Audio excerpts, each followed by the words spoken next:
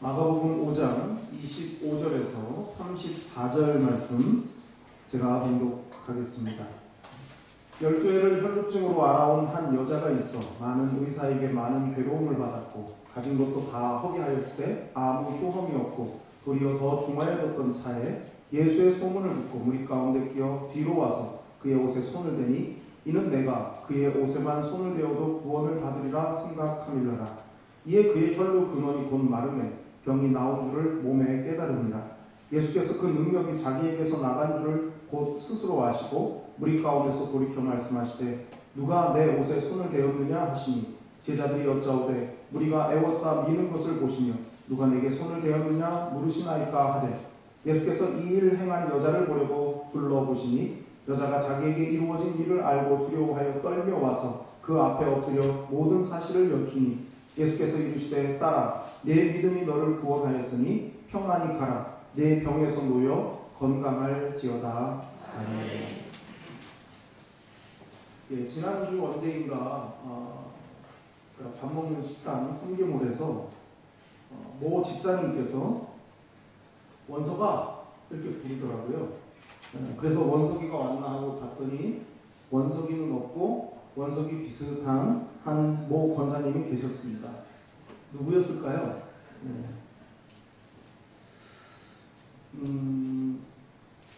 왜 아내의 이름을 부르지 않고 왜 아들의 이름을 부른 걸까요? 저는 지금도 저희 집안 할머님들이나 작은 어머님들 성함을 몰라요. 그냥 작은 엄마, 할머니 그렇게 부른 결과가 지금까지도 성함을 모른다는 걸로 나타나는 거죠. 여자의 지위가 낮던 시절에 가부장적인 사회 속에서 여인들의 이름은 그렇게 철저히 가려져 있었습니다. 요즘은 어떻습니까? 여성의 지위가 상당히 높아졌고 과거와는 비교할 수 없을 만큼 여성들이 살기가 좋아졌습니다. 그러나 그것과 상관없이 문제가 생기면, 가정에서 어떤 문제가 생기면은 그 문제의 그 무게가 고스란히 다 여성들에게로 가는 무한 책임의 그런 문화라는 것은 지금도 크게 달라지지 않은 것 같습니다. 혹 장애아가 태어나게 되면 여성에게 문제가 있는 것처럼 여기는 분위기가 강합니다. 뿐만 아니라 장애아의 육아에 있어서도 다 엄마가 그 아이를 키우는 것으로 다 그렇게 우리의 분위기가 되어 있습니다. 그러니 장애아를 키우는 엄마는 그냥 엄마가 아니라 장애아 엄마, 장애아 여성, 장애아를 양육하는 여성으로 그렇게 받아들여지고 있습니다. 지난주 총신대학교 이재서 총장님을 이렇게 배웠는데 워낙 훌륭하신 분이어서 관심을 가지고 지켜보았습니다. 좋은 말씀을 많이 해주시고 그래서 의미 있는 시간이었습니다. 이번 세미나는 목회자 부부를 초청해가지고 그 이재서 총장님과 그 총장님의 부인 되시는 사모님을 함께 강사로, 그래서 목사님들 뿐만 아니라 사모님들의 마음에 힐링을 좀 주고 싶은 그런 취지로 세미나를 준비를 했었습니다. 근데 그 사모님께서 단상에 올라서 이런저런 말씀들을 잠깐 하셨는데 그때 이런 말씀을 하셨습니다. 시각장애인, 그러니까 이재서 총장님이 시각장애인이거든요. 1급. 시각장애인의 아내는 시각장애인이다. 이렇게 얘기하시죠. 장애인의 가족은 그냥 장애인이다. 세상의 눈초리가 그렇다. 세상이 보는 관점이 그렇다라고 말씀을 해 주셨습니다. 그러니 성경 시절에는 어땠겠습니까? 오늘 본문에 한 여인이 나오죠. 역시 이 여인도 이름이 없습니다. 이름이 나오질 않아요. 이 여인에 대해서 소개를 어떻게 하고 있냐면 혈루증을 12년 동안이나 앓았던 한 여자, 특정한 한 여자가 있는데 그 여자는 혈루증이라고 하는 질병을 무려 12년 동안이나 앓았던 사람이다 라고만 소개하고 있습니다. 그녀의 삶은 어땠겠습니까? 그리고 그녀의 가족들, 그녀의 가까운 사람들은 어땠겠습니까? 사회적인 냉대를 받았죠. 당연히 더군다나 어떤 질병도 다 용납할 수 있지만은 피부에 점이 생긴다든지 아니면 피를 흘린다든지 하는 병에 관련해서는 철저히 부정하게 바라봤고 공동체 속에 들어올 수 없는 시대였습니다. 그러니 12년 동안 피가 흐르는 혈루증, 계속해서 하혈하는 혈루증을 알았던 여인이니까 그녀의 삶이 얼마나 파괴되어 있었겠습니까? 그런데 오늘 이 사건을 기록한 마가의 기록을 보면은 이 여인에 대해서 단지 혈루증 12년을 앓았다라는 정보와 그녀가 예수님을 만나고 병이 나았다 하는 것까지만 기록하고 있습니다. 그 후에 이 여인이 예수님을 따랐다든가 아니면 어떻게 되었다든가라는 내용은 전혀 담고 있지를 않습니다. 다시 말하면 오늘 본문의 관심은 이 여인과 예수님의 만남이라는 겁니다. 만남 그 자체에 집중해야 된다는 거죠. 오늘의 말씀은. 그래서 우연처럼 이루어진 이 만남에서 구원에 이르게 되는 이 과정을 통해서 누가 구원을 받고 그리고 그 과정에서 우리가 적용해야 될 것은 무엇인지를 함께 생각해 보려고 합니다. 첫째로 간절함이 믿음이 될 때 구원을 받습니다.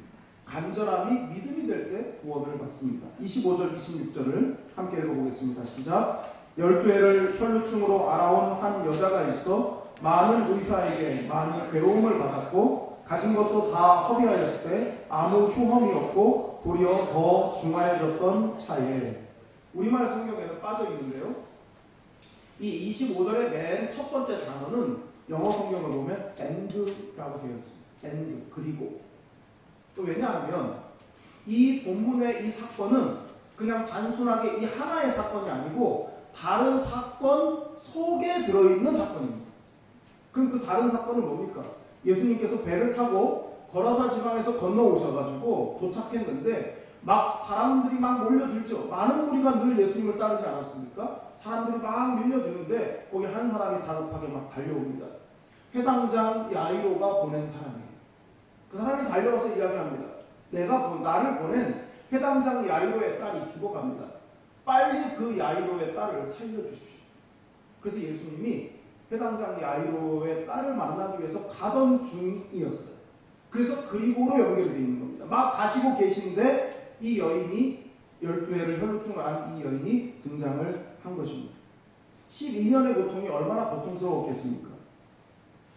바삐 움직이고 계시는 예수님, 그 예수님에 대한 소문을 듣고 그 질병 자체가 자신의 이름이 되어버린 이 여인이, 자신의 삶이 완전히 파괴되어버린 이 여인이, 헤아릴 수 없는 그 고통을 지금까지 참아온 이 여인이 예수님께로 다가온 것입니다. 고통을 더 가중시켰던 이유는 아무리 다른 어떤 시도를 통해서 병을 나으려고 해도 병은 더 중해져갔고 그리고 많은 물질도 허비를 해야만 했습니다. 모든 노력과 수고가 허사가 되는 그런 것의 그 문제의 본질은 왜 이 문제가 시작이 되었는지 그 원인을 파악하지 못하는 데에서 더 중한 병이 되었고 더 많은 낭비를 할 수밖에 없었던 것입니다. 제가 몇 년 전에 어깨가 너무 아파가지고 병원을 갔습니다. 한 군데를 간 게 아니고 여러 군데를 갔습니다. 첫 번째 갔더니 뭐 이렇게 몇 번 물리치료 해주더니 될 거라고 하더라고요. 안 나왔어요. 안 되겠다. 물론 엑스레이를 찍었었죠. 또 다른 병원을 갔습니다. 좀 이름난 병원을 갔어요. 그랬더니 저한테 하는 이야기가 똑같은 앞에 병원에서 했던 얘기를 똑같이 하면서 초음파 쇠석술?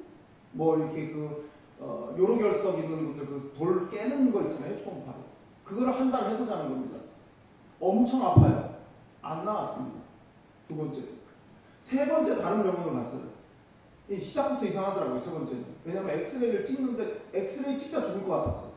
아픈데 막 이리 꺾고 저리 꺾으면서 사진을 찍더라고요. 그런데 세 번째 병원에서 진통제에 약간 처방받고 운동치료법을 알려줘서 했더니 싹 나왔습니다. 12쇼가 안 됐었는데 지금은 등 긁는 게 너무 자유로워졌어요. 확실하게 나왔습니다. 엑스레이를 찍을 때부터 제 얘기를 의사가 듣더니 엑스레이를 이렇게 찍으라고 지시를 했겠죠. 그래서 그렇게 찍었더니 정확한 원인이 나왔던 겁니다. 앞에 두 병원에서는 석회가 끼었다. 그래서 돌을 깨야 된다. 이렇게 말했었는데 세 번째 병원에서는 석회가 끼긴 꼈습니다만 그거보다 더 중요한 문제는 신경에 문제가 있습니다. 그래서 운동을 통해서 신경을 끊임없이 늘리면 나올 수 있는 아주 가벼운 병입니다. 그래서 나왔어요. 원인 분석이 잘못된 거니까 다른 모든 허사였던 것이고 그러는 동안 돈도 낭비되고 심적으로도 훨씬 불편해졌단 말이에요. 그러니 이 여인이 어땠겠습니까? 여인의 경우 절박했지만은 근본적인 문제를 파악하지 못하니까 치료를 시도하는 족족 다 허사였고 고통이 더 커져갈 수밖에 없었습니다. 이것이 육체적인 질병만 그러겠습니까? 왜 신앙생활을 하면서 행복하지가 않을까요? 간절함은 있는데 그 간절함이 믿음에 닿지가 않는 겁니다. 믿음으로 연결이 되지를 않는 거예요. 지금 내 모습에 문제가 있다는 걸 알아요. 그런데 그걸 어떻게 해결해야 되는지는 모른다는 겁니다. 그래서 온갖 방법을 찾습니다. 인생의 허무함, 패배의식, 의무만 있고 아무런 누릴 권리와 혜택은 없는 것 같은 자신의 인생. 그렇게 바라보시는 분들이 많습니다. 특히 남자분들이 그래요. 왜 다 큰 어른들이 게임 중독이 되겠습니까? 왜 결혼해서 가정을 꾸리고 있는 남자들이 야동을 보겠습니까? 왜? 왜 가족들이 그렇게 시도하는데 시간만 나면 그렇게 술을 마시겠습니까? 인생이 피곤한 거예요. 해결이 안 되는 것입니다. 아무도 자신의 그 괴로움을 알아줄 사람이 없고 가족마저도 이해하지 못하니까 혼자 술을 마시고 혼자 엄밀하게 죄를 짓는 것입니다. 간절함은 있는데 번지수를 못 찾으니까. 그런 사람들이 얼마나 많습니까? 여성들도 양상은 다를 수 있으나 근본적인 문제를 찾지 못하면 똑같아집니다. 똑같이 당황하고 똑같이 힘겹습니다. 본문 속에 이 여인을 한번 생각해 보세요. 될 듯 하면서 안 되는 겁니다. 약간 느낌이 몸이 좀 좋아진 것 같다. 그래서 희망을 갖다가 여지없이 다시 또 몸에 이상이 느껴지면서 안 되는 거구나. 이러기를 12년 동안이었습니다. 희망을 가졌다가 절망했다가 오르락내리락 하기를 12년입니다. 그런데 그 12년의 고통의 세월이 무엇을 만들어냈겠습니까? 간절함을 만들어낸 것입니다. 여러분, 고통이 없으면 절박해지지 않아요. 고통이 없으면 간절함이 생기지를 않습니다. 다시 말해서 12년의 세월, 그 세월의 고통의 크기만큼 간절함의 크기도 점점 커졌을 것입니다. 그런데 왜 12년일까요? 왜 하필이면 12년일까요? 이 여인이 주님을 만나고 주님을 통해서 고통을 끝내고자 하는 간절함이 무르익는 데 걸리는 시간이 그만큼이었던 겁니다. 이건 개인차가 있어요. 하나님은 똑같습니다. 같으신 하나님이 다른 우리, 각각의 상황이 다 다른 우리를 다루실 때 그 시간의 길이는 각각 다 다를 수 있습니다. 그러나 목적은 한 가지입니다. 간절함의 크기가 무르익는 것입니다. 간절함의 크기가 무르익을 만큼의 시간이 각자에게 다 필요한 것입니다. 고통의 때가 잠깐이었으면 하는 것은 우리 모두의 똑같은 생각입니다. 그러나 하나님 보시기에는 그것이 똑같지가 않습니다. 간절함의 크기가 절정에 이르기 위해서 필요한 시간이 사람마다 모두 똑같지는 않은 것입니다. 3대째 신앙생활을 하면서 믿음의 집안에서 자란 어떤 집사님은 부모님으로부터 엄격한 신앙교육을 받았습니다. 그럼에도 불구하고 믿음 없이 살았죠. 세상의 즐거움을 다 쫓아 살아가면서 온갖 나쁜 짓은 다 했습니다. 늘 방탕한 생활을 하다가 사업까지 다 망하고 나서야 정신을 차리고 회개하고 믿음으로 돌아왔습니다. 그러는 동안 자식은 훌쩍 커버렸습니다. 가정에 무관심하면서 자기 마음대로 살던 아버지에 대한 원망과 미움이 그 아들의 마음속에 자리를 잡고 말았습니다. 뒤늦게 회개하고 주님께로 돌아온 이 아버지가 아들이 주님께로 돌아왔으면 하는 마음으로 끊임없이 복음을 전하고 전도를 했습니다. 그러던 어느 날 아들로부터 청천벽력 같은 소리를 듣습니다. 아들이 아버지에게, 전도하는 아버지에게 이렇게 말합니다. 아버지는 나한테 생물학적 아버지 이상도 이하도 아닙니다. 이렇게 얘기했다. 당신은 그냥 나를 낳아줬을 뿐 그래서 당신을 내가 호칭을 아버지라 할 뿐 내 마음속 아버지는 당신이 아닙니다. 이런 말 아니겠습니까? 얼마나 충격을 받았겠습니까? 한참 잘 나가고 자기 마음대로 살 때 같았으면 자기 성질대로 그 아들한테 막 퍼붓고 해버릴 수 있었겠지만 회개하고 주님께 돌아왔잖아.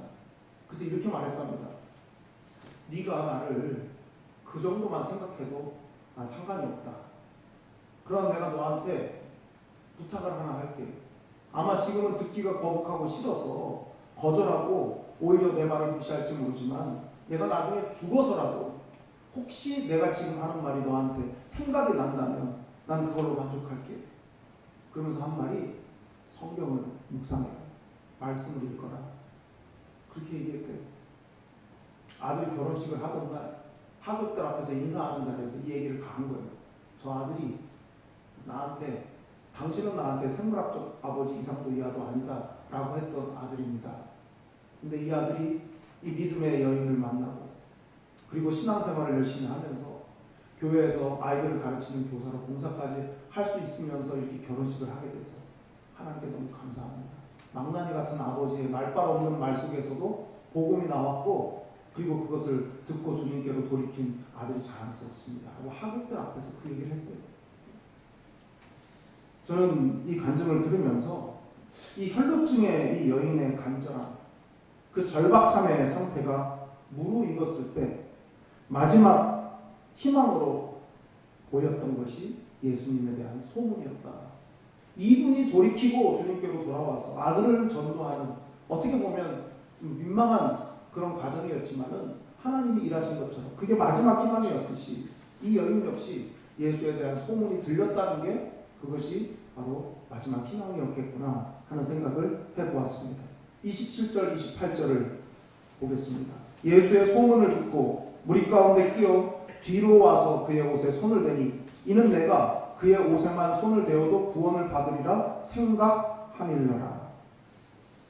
간절하다고 다 구원받는 것은 아닙니다. 분명한 것은 간절함이 믿음으로 이어져야 한다는 거예요. 간절함이 믿음으로 이어져야 된다. 27절은 여인이 예수님의 옷에 손을 대는 과정을 설명했고요. 28절은 그 행동을 한 여인의 의도, 왜 그렇게 했는지 그 이유를 말하고 있습니다. 이 여인이 왜 예수님의 옷에 손을 댔습니까? 어떻게 그런 간절한 마음을 갖게 되었습니까? 내가 예수님의 옷에 손만 대어도 나는 구원받을 거라고 하는 간절함이 믿음의 생각으로 연결이 되기 때문입니다. 생각함이라. 내가 저분의 옷자락만 만져도 나의 이 지긋지긋한 이 문제는 해결될 거야 라고 하는 12년의 간절함이 믿음과 맞닿는 순간이었습니다. 간절하기만 했지 믿음으로 이어지지 않는 경우가 얼마나 많습니까? 이 여인은 믿음의 생각을 했던 것이죠. 아까 말씀드린 그 집사님은 아들이 그렇게 무시를 해도 언젠가 설령 내가 죽는다 할지라도 내가 한 이 말이 생각이 나서 주님께로 돌아오기만 한다면 나는 감사하다. 그 간절함, 그 믿음 말이죠. 여러분은 어떠십니까? 지금 무엇을 간절히 원하고 계십니까? 그 간절함은 단지 열망입니까? 아니면 믿음으로 이어지는 간절함입니까? 여러분과 여러분의 가족과 이웃의 구원을 위해서 간절함을 가져보신 게 언제였습니까? 여러분의 간절함이 반드시 믿음으로 이어져서 믿음대로 되는 기적을 경험하실 수 있기를 바랍니다. 둘째로 예수님을 만나야 구원을 받습니다. 여인은 예수님의 옷에 손을 댔죠. 27절을 보면은 여인이 한 행동을 간단하지만 매우 충분하게 설명합니다. 예수의 소문을 듣고 무리 가운데 끼어 뒤로 와서 그의 옷에 손을 대니. 이 짧은 말씀을 통해서 예수님을 만난다는 것이 무엇인지를 알 수가 있습니다. 어떤 장소에서 누군가를 봤어요. 그 만난 게 아니에요. 그건 마주친 겁니다. 누군가를 그냥 마주한 거예요. 만난 게 아닙니다. 마주치다와 만남의 차이가 뭡니까? 마주치는 건 그냥 물리적으로 그냥 맞닥뜨린 거예요. 그러나 만남은 인격과 인격의 소통입니다. 인격과 인격의 상호작용이 있어야 그게 만남입니다. 잘 지냈어? 하고 그냥 딱 다른 사람만 인사하고 가는 거, 이건 만남이 아니죠. 그냥 마주침일 뿐입니다. 그런 의미에서 이 여인은 예수님을 만난 게 아니었어요. 마주치려고 했어요, 그냥. 예수님과 마주치기만 하면 되는 여인이었습니다. 문제는 이 여인이 자신의 문제를 해결해 주실 유일한 분이라고 하는 그런 막연한 기대를 가지고 주님을 마주쳤다는 겁니다. 그런데 주님은 마주침을 넘어서 만남을 원하셨어요. 인격적인 교제를 원하셨다는 겁니다. 신앙생활함에 있어서 가장 중요한 게 뭡니까? 우리 주님과의 인격적, 영적 교제 아니겠습니까? 어떤 분들은 잠깐 교회에 와서 주님을 마주치는 걸 만남이라고 착각하며 신앙생활을 합니다. 인격과 인격의 교제가 아니기 때문에 주님으로부터 받을 영향이 없어요. 마주치면. 그러니 삶의 변화가 없는 것은 당연한 것 아니겠습니까? 세상에서 하던 말투를 그대로 사용합니다. 왜죠? 주님의 말씀이 그 안에 없으니까 바꿀 마음이 아예 없는 겁니다. 자기 죄를 볼 수가 없는 것이죠. 주님을 만나지 못하면 신앙생활은 단지 종교생활로 끝날 수밖에 없습니다. 세상에서 살아가던 삶의 방식에 그냥 종교생활을 얹었을 뿐인 것입니다. 그러니 신앙생활도 세상의 연장일 수밖에 없는 겁니다. 오랜 세월을 믿어도 삶의 변화가 없다는 것은 주님을 늘 마주치기만 했지 만나지 못했다는 뜻이 되는 것입니다. 여인은 예수님을 마주치기만 해도 될 거라고 생각했지만 주님은 그렇지가 않았습니다. 믿음으로 옷가에 손을 댔지만 여인은 무리들 틈에 끼어서 뒤로 돌아서 옷자락을 만졌습니다. 그 결과 혈루의 근원이 마르고 병이 나았습니다. 여인이 이제 내 몸이 달라졌구나, 나았구나 하는 걸 바로 알았습니다. 몸의 변화를 바로 알았어요. 이런 것처럼 예수님께로부터 능력이 나갔다는 것을 바로 아셨습니다. 즉시 아셨다고 그랬어요. 30절을 보면 누가 내 옷에 손을 대었느냐라고 말씀하셨어요. 그러나 이 말씀하신 것보다 중요한 것이 있어요. 예수님께서 이 여인을 만나고 싶어 하셨다는 겁니다. 32절을 보세요. 예수께서 이 일을 행한 여자를 보려고 둘러보시니. 보려고 둘러보셨다. 본다는 말이 두 번 나오지 않습니까? 그러니까 보려고가 중요한 거고 둘러봤다는 건 그냥 중요하지 않은 거예요. 그러니까 보기 위해서 둘러봤다고 했는데요.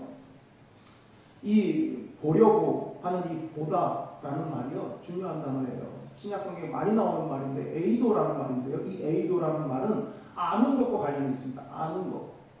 그냥 이렇게 눈에 들어서 슬쩍 보는 이게 아니라 뭔가를 알려고 보는 겁니다. 이 에이도는. 근데 보려고 할 때는 에이도가 쓰였어요. 그러니까 다시 말하면 예수님이 능력이 나간 것을 아시고 몸을 이렇게 움직이셔가지고 누군가를 찾는 겁니다.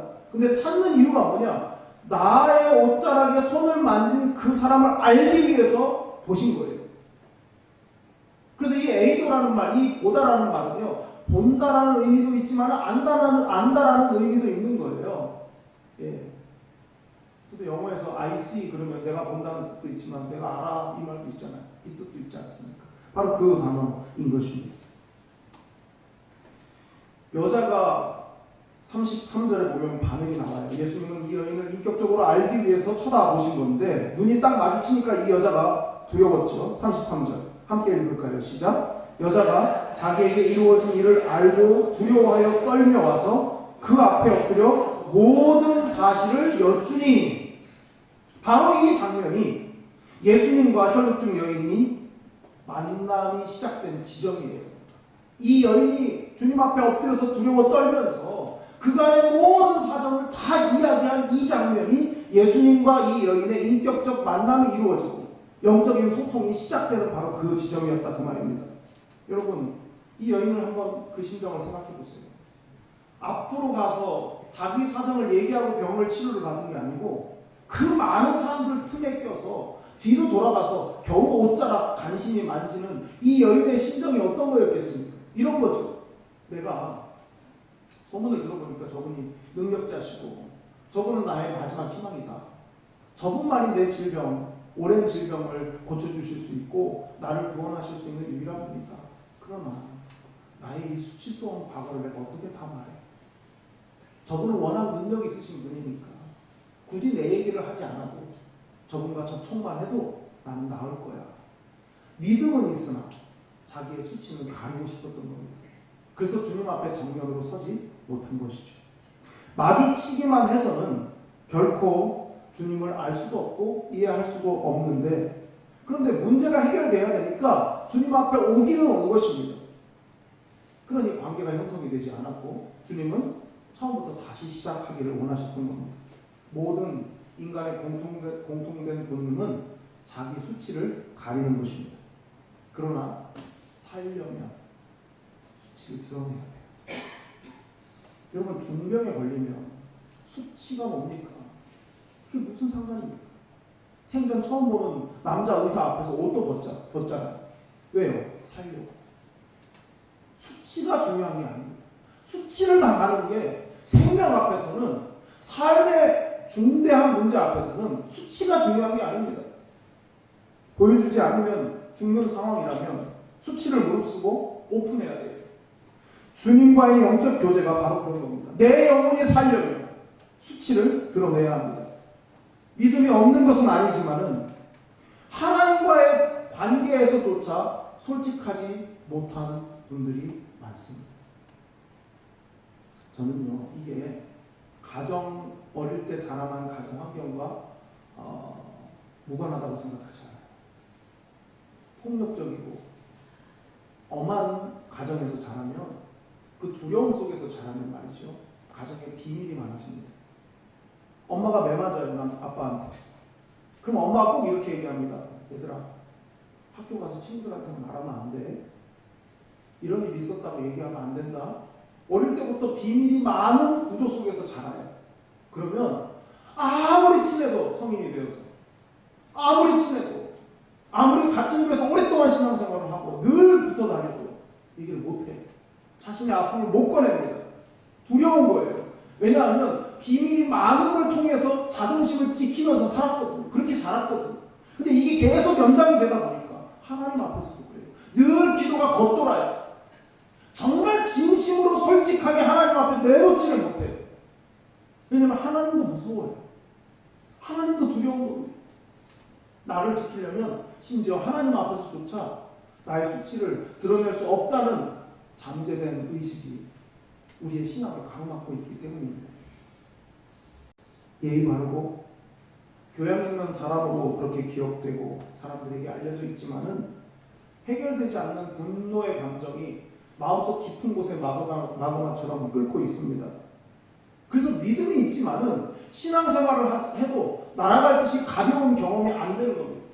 오랫동안 신앙생활을 했지만은 주님 앞에 내 수치까지 다 토해낸 적이 없기 때문에 자유와 기쁨을 온전히 경험하지 못하는 겁니다.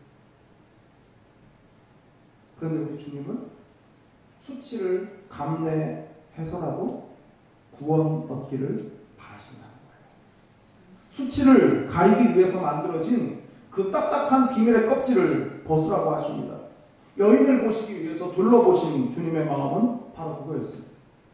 너를 불행한 여인이 되게 만든 것이 혈루증이냐, 아니면 이름도 없는 채로 사람들이 불러주는 혈루증 여인으로 12년을 꽁꽁 숨기며 산 너 자신 때문이냐, 너의 불행의 이유가 뭐냐, 주님이 다시 근본적인 질문을 하고 계신 것입니다. 우리에게도 마찬가지예요. 단순히 마주치는 게 아니라 주님을 만나려는 사람에게는 반드시 이 여인이 겪었던 수치를 고백하는 과정을 겪어야 합니다. 주님 앞에서 겪어야 돼요. 주님 앞에서 완전히 벗겨지는 그 경험이 우리에게 필요합니다. 그래야 주님과의 인격적인 교제의 단계가 한 단계 나아갈 수가 있습니다.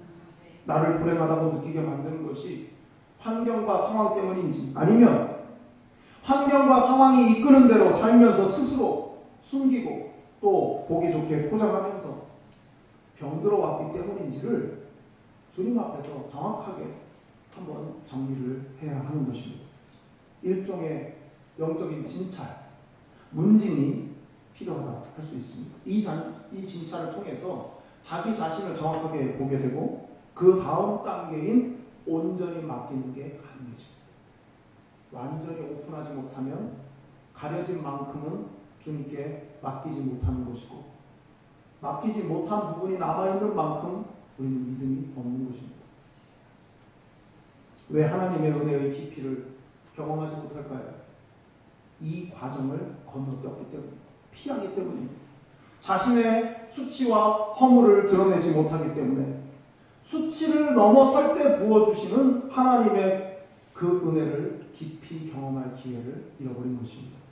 그래서 항상 남 탓을 해요. 가정에서도 그렇고 직장에서도 그렇고 내가 불행한 이유는 누구 때문이다 라고 남 탓을 하는 겁니다. 심지어 교회에서도 그래요. 주님 앞에서 발가 벗겨져 본 경험이 없으니까 타인에 대해서 성숙한 관용의 태도를 갖기가 어려운 것입니다. 내가 예수님 앞에서 나의 죄를 직면하지 않았기 때문에 죄에서 자유하게 된 기쁨을 알 수가 없습니다. 그래서 은혜가 없는 교회의 특징이 뭐냐? 말이 많다는 거예요. 예수님을 만난 사람들은 다 자기의 죄와 수치로 가득한 사람들이었어요.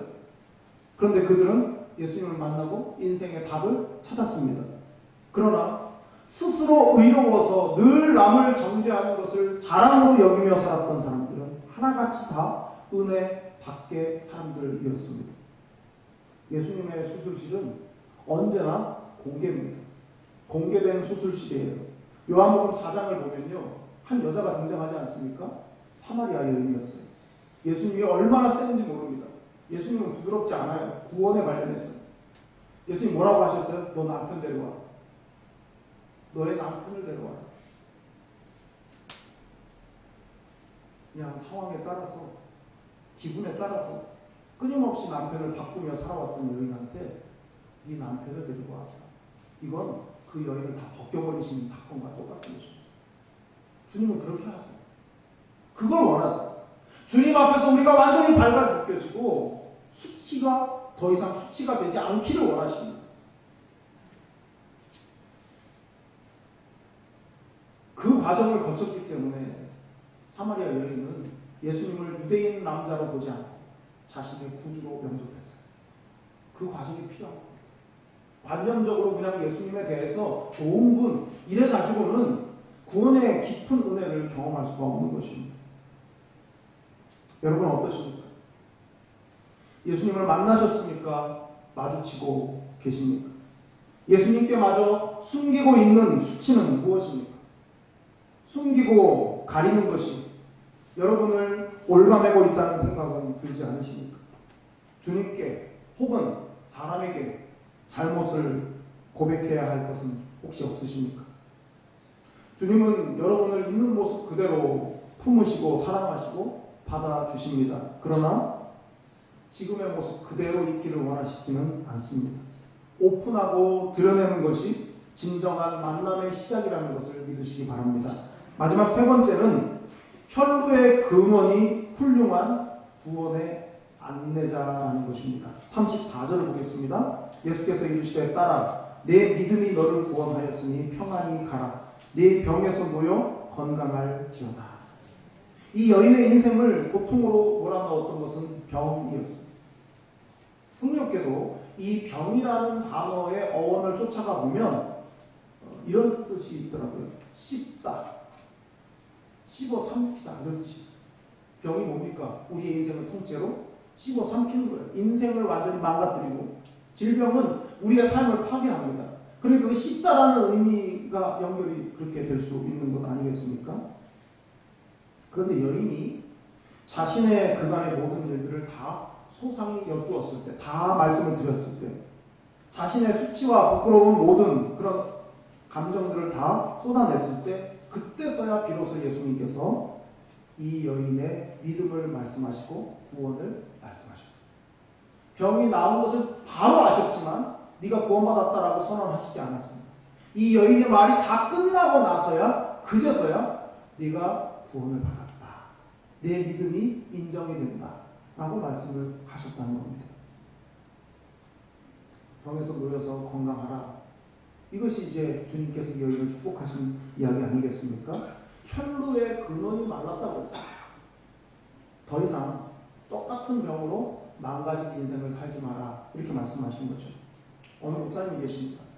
이분이 신학교에 다니시던 시절에 16년 동안 중풍을 앓던 아버지가 아파트 옥상에서 뛰어내려 투신 자살을 했어요. 신학생인데 얼마나 괴로웠겠습니까? 신학생의 아버지가 자살을 하고 너무나 큰 충격에 빠지고 하나님이 원망되고 아버지에 대한 죄책감 때문에 감정이 다스려지지가 않는 겁니다. 그래서 신학교에 다니던 시절에 게임 중독에 걸렸어요. 해결이 안 되는 거예요, 게임 중독. 그러면서 세상을 비관하게 되면서 교회의 온갖 잘못된 내용들을 다 글로 써가지고 인터넷에 막 올리기 시작했어요. 사람들이 동요합니다. 그 글을 읽고 교회가 어떻게 그럴 수 있냐. 그걸 즐기는 거예요. 게임 중독으로 자신의 죄책감과 하나님에 대한 원망을 잊고, 그리고 교회를 동요시키는 그런 글들을 올려가지고 그걸로 자기 의의를 쌓아나가고, 그러던 중에 이분이 하나님의 말씀을 깊이 깨닫는 전환점을 맞이합니다. 자기의 죄가 보이는 거예요. 말씀을 보니까 내가 얼마나 잘못된 삶을 살았는지 보이는 겁니다. 서울의 한 대형교회에서 부목사로 사역을, 초대형 교회죠. 초대형 교회에서 부목사로 사역을 하던 중에 신앙 공동체 안에 자기 고백을 합니다. 내가 이랬다. 내가 목사인데 게임 중독에 빠져 있었고, 그리고 나한테는 그런 말 못할 과거가 있는데 그것 때문에 내가 죄책감과 하나님에 대한 원망으로 피곤한 인생을 내가 지금껏 살아왔다. 근데 하나님의 말씀을 보니까 내 죄가 보여서 내가 공동체 앞에 나의 잘못을 고백한다. 여러분, 할 수 있겠습니까? 목살이 얼마나 더 두터운 그 수치의 껍질이 있었겠습니까? 근데 그걸 벗었어요. 근데 중요한 건 공동체가 성숙했다, 이 말입니다. 성숙하니까 그럴 수 있어요. 얼마나 힘드셨어요? 기도해 드릴게요. 성도들이 그렇게 해준 거예요. 이 목사님이 회복이 됐어요. 여러분, 혈루의 근원이 마른 자는 다른 사람의 구원을 위해서 수고할 수 있어요. 이 목사님이 그렇게 얘기해요. 그렇게 돌아가신 아버지가 미웠고 원망스럽고 어떻게 해드리지 못한 죄책감에 괴로웠는데 내가 예수를 잘 믿게 해주신 최고의 공로자가 우리 아버지였다. 생각이 바뀌는 거죠. 은혜를 경험하니까, 주님을 만나니까, 혈루의 근원이 마르니까 말이죠. 주님을 만나야 혈루의 근원이 마르고, 혈루의 근원이 마르면 그것으로 누군가의 구원의 안내자가 될 수가 있습니다. 주님은 오늘 우리에게 말씀으로 만나 주십니다. 말씀 앞에 서야 발가벗은 나 자신이 드러납니다.